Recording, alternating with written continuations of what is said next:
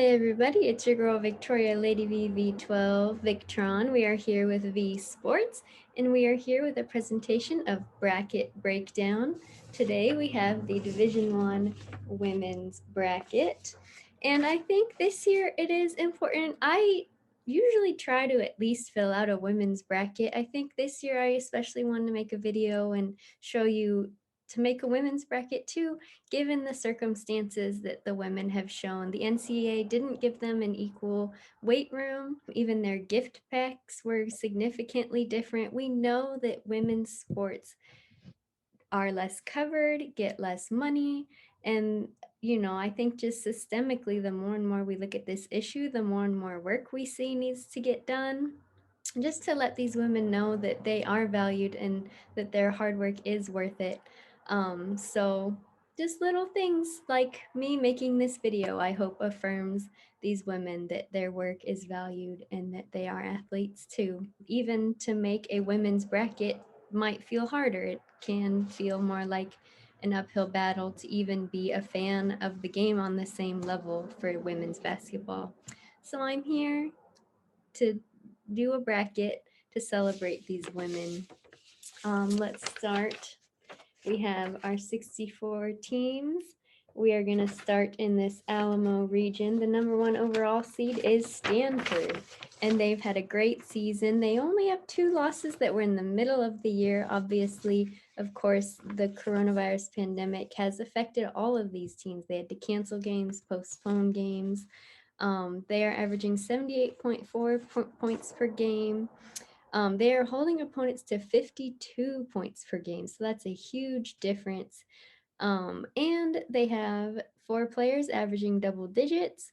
They have 3 players from Colorado, which for me, I'm from Denver, so I don't know, you support your hometown. And I'd also like to point out head coach Tara Vanderveer has the most wins in Division One history. She passed the legendary Pat Summitt this year. So this Stanford team has a lot of momentum behind them. They're playing for a lot.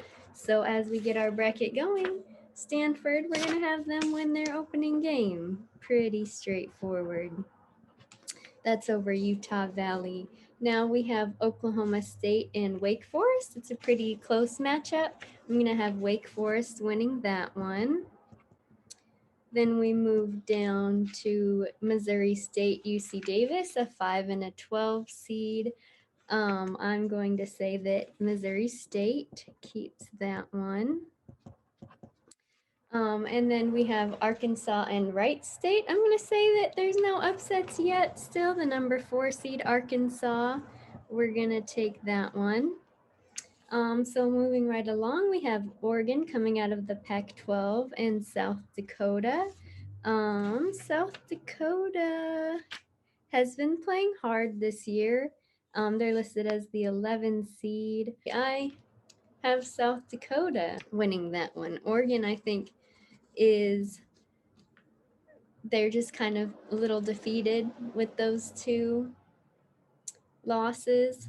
South Dakota, meanwhile, is on a 9-game winning streak, and I think they just have the better momentum going into this. So that is going to be an upset that we have going.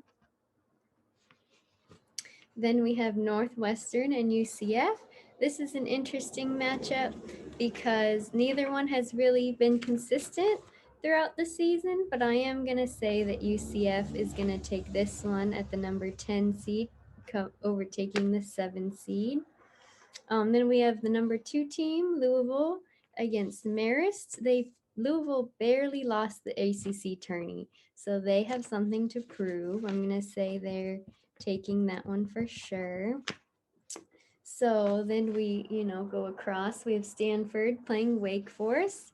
I'm going to have Stanford getting that W. So then we move along with South Dakota fresh off the upset of Oregon. I'm going to say that they're going to keep their momentum going, and I'm going to say they're going to take off Georgia. So then we have UCF and Louisville. I'm going to say that Louisville is going to take that one. They are, like I said, just playing with something to prove. They're going to be charged up. And then I'm going to say that they do beat South Dakota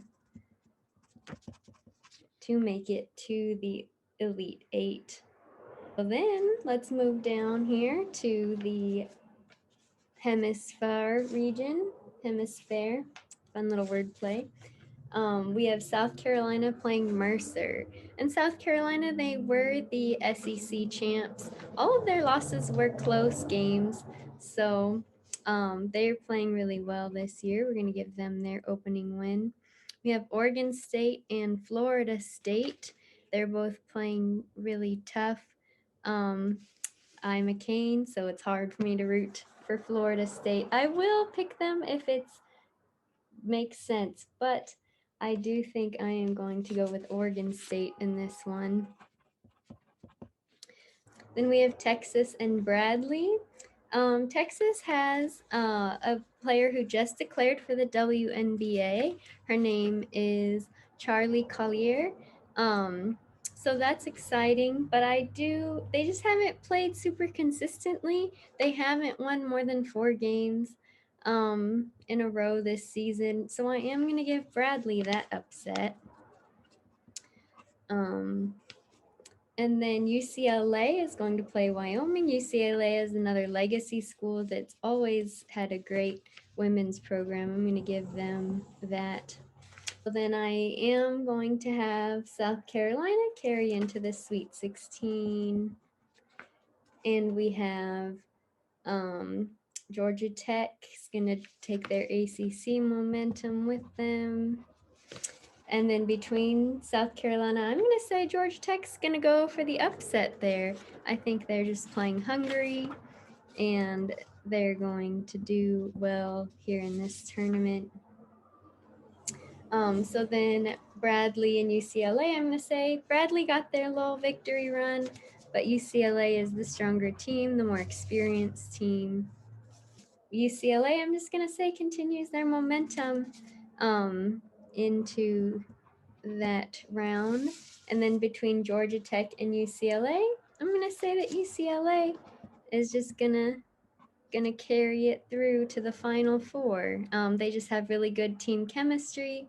They pass the ball well. They have good camaraderie, and I think that goes a long way in this game. So I have UCLA, and then between Stanford and Louisville, back up here, I am gonna have Stanford going to the Final Four.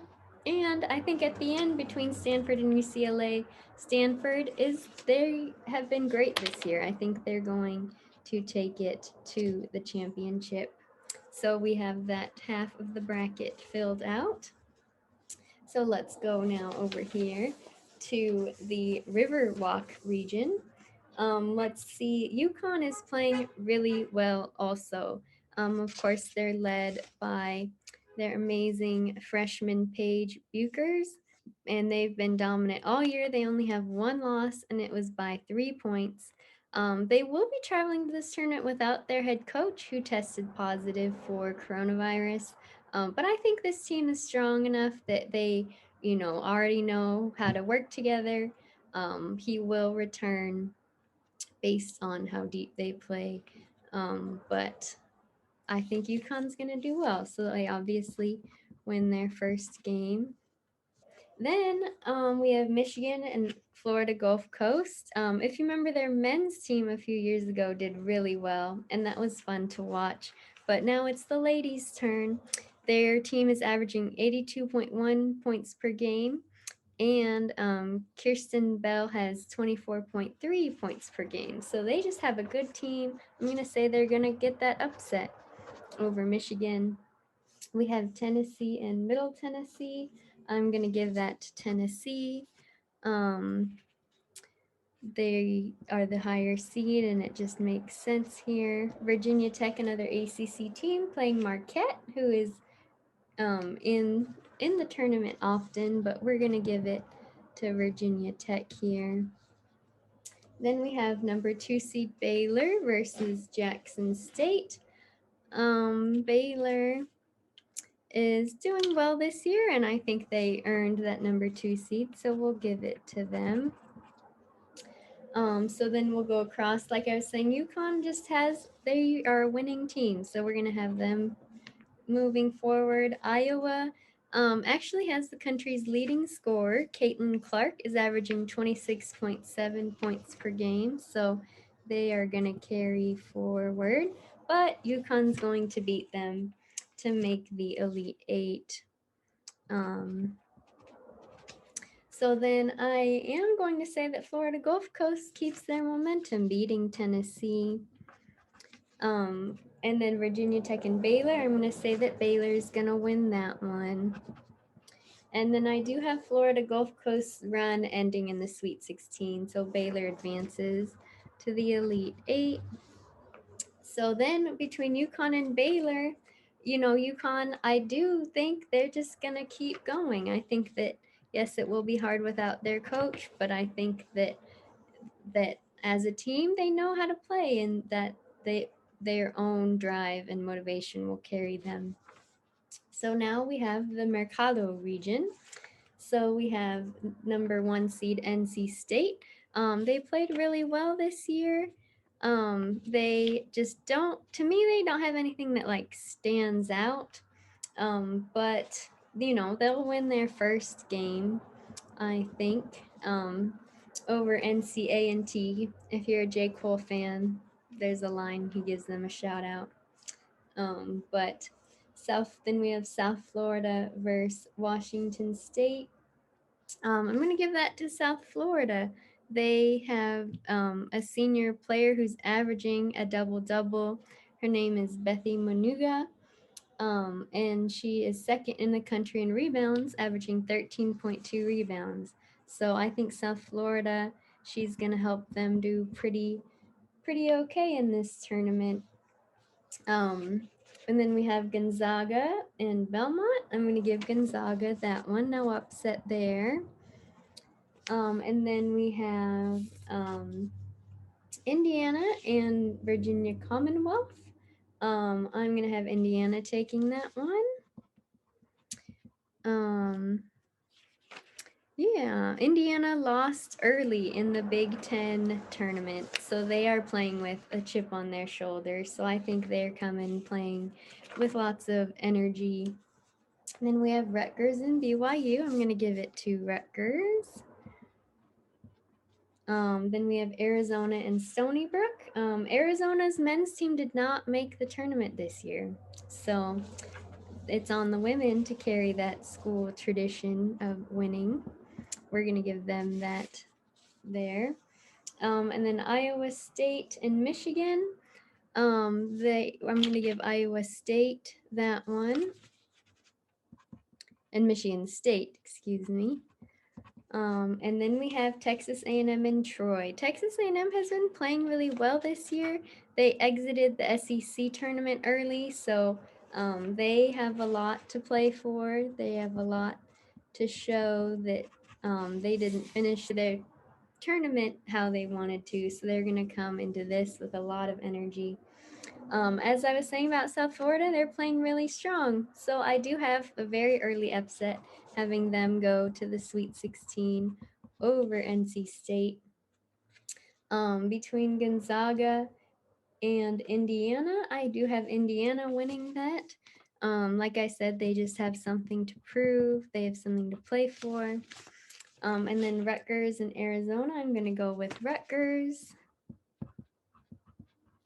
And then between Iowa State and Texas A&M, like I said, Texas A&M is playing for something, so we're going to give them the Sweet 16 bid. Between South Florida and Indiana, I do think Indiana is going to end South Florida's run there.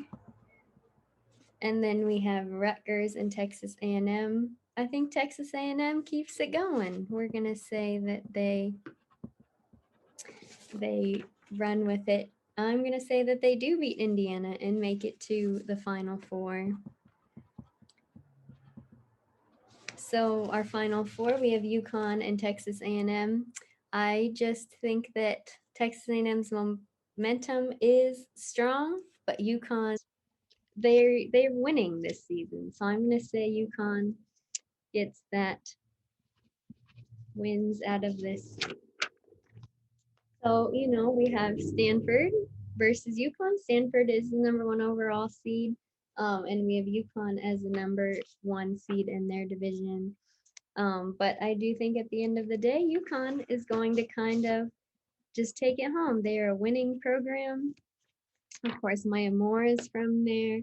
And I just think that this year is a year for them to celebrate, even with like everything with COVID and stuff. I think that this will be a sign that like we can overcome and we are going to be okay through everything. So there you have it, the 2021 Women's March Madness bracket.